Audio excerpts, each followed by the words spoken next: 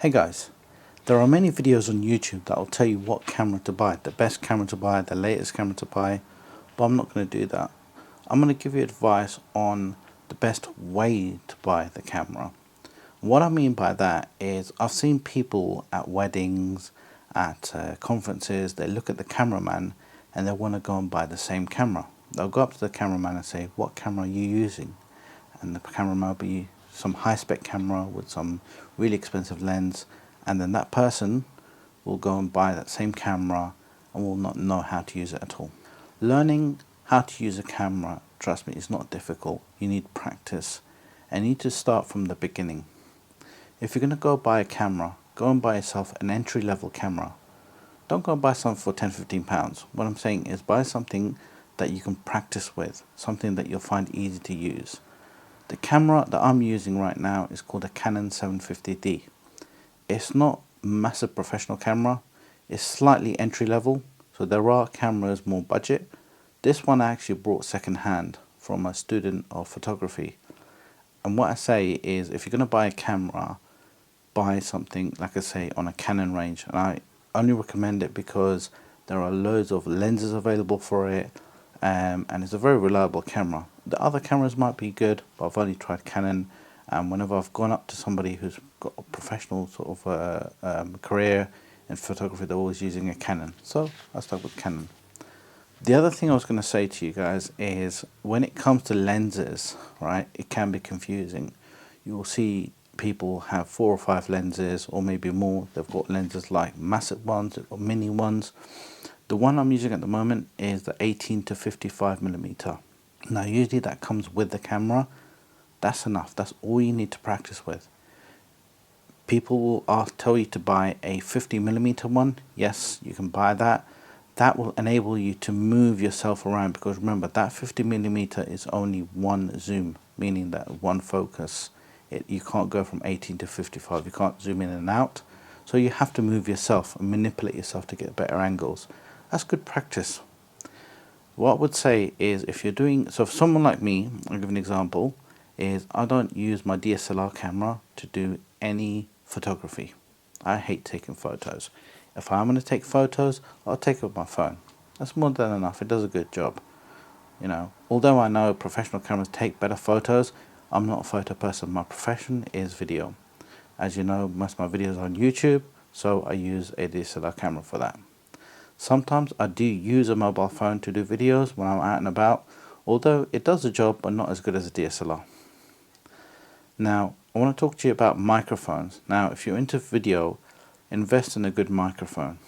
I mean, you can spend probably about, I don't know, like £30 on buying a wide microphone. Lavalier, what that means is basically it clips onto your shirt. It's got a wire, does the job, does a brilliant job.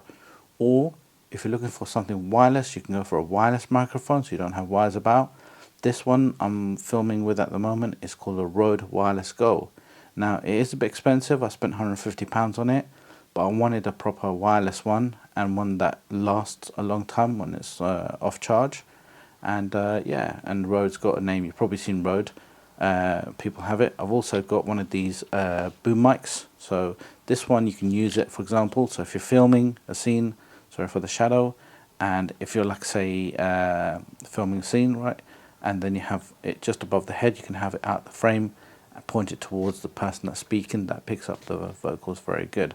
Sometimes in some bloopers you might see the boom mic coming in and they say car, the mic's in the thing. So yeah, I've got it kind of manipulated at the moment. So I've got it on a table stand. So I've got like a little spider leg here, and I can put it on the table and I can put it right in front of me and it picks up the voice. I mentioned to you before that I won't mention what camera to buy, but I will recommend you a camera because if you're looking to start entry level, again, I'm not saying a budget camera, this is a very good camera. So if this camera broke down that I'm filming right now, that's the camera I'd go and buy. So the camera I'd buy is called a Canon 250D. Now my friend bought one of them. I gave it a bit of a road test. It is a brilliant camera. It's slightly smaller than the one I've got now and slightly lighter as well, which is good if you're traveling out and about and stuff like that. You don't want a big sort of heavy camera. Also, it's got a lot of functionalities. So for example, if I'm filming right now, I can have an app on my phone and basically it mirrors what the camera's looking at, so I can control the camera with my mobile phone. How cool is that? So it's got Wi-Fi and Bluetooth functionality. So like I say, if my camera ever broke down and I couldn't get it repaired, that's the next camera I go for, Canon 250D. So a light, for example, if you need lighting, the camera itself, it doesn't have any particular light. It has a flash, but that's only for photography. You can buy yourself a cheap light. I'll put some links on the description below. Again, these are £20–30 thing, but you'll find as you kind of buy stuff for your camera, you'll pick up gear and you'll make a collection. It does add up to quite a lot, but you'll use it. You know, don't go and buy stuff that you're not going to use. If you're going to make short movies, yes, you're going to need microphones. You're going to need a tripod. Tripod's really important as well. You know, I don't particularly have steady hands, so most of the time my hands all shaking about and whatnot. I use a tripod. Or you can buy yourself a gimbal. A gimbal is one of those kind of motorized handheld ones, but again, you won't need that at the beginning. That's later on. Again, look at the stuff on YouTube, what people use. How do they make a particular scene? So if somebody likes making video like myself, picture a movie, okay? Picture a scene that you might have a favorite scene. Try to recreate that without any special effects and stuff, obviously. Don't try to go making Batman flying off a building. I mean, you can with green screen and stuff like that, but start off basic.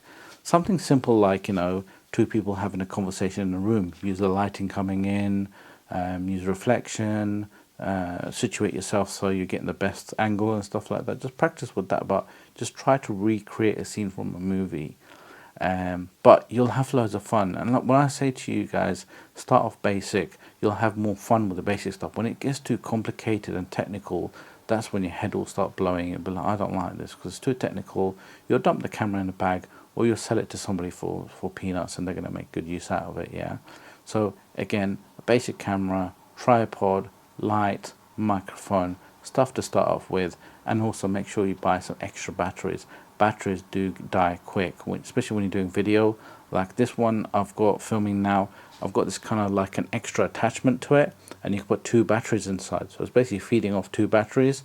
I've got that because, you know, I'm filming somebody and my battery would just die, and it's really embarrassing. It's very how can I say, frustrating as well, because you've got to film that scene all over again. But also now you have wired power supplies as well. I haven't tried one myself. My friend's got one for the Canon 250D, and basically you can have it if you're always next to a power supply. For example, if you're filming in the studio or at home, why have batteries? You just plug it straight in. Anyway, I didn't mention the lens. So yeah, the lens you'll kind of go and buy as you kind of progress. I won't talk too much about the lens. I've just got 2 or 3 lenses, to be honest, and that does the job. You know, I'm not filming cheetahs and giraffes and stuff. I don't need a super crazy lens. And I don't film insects as well, so I don't need a super macro lens, one that I can go right close to. You know, 18-55 is absolutely fine. So guys, any other questions, please put in the comments below. I'll try my best to answer it. Again, I'm not a super professional person. I'm still learning, but I'm just letting you know, guys, what I've learned and some basic tips for you guys that will really help. Thank you for watching.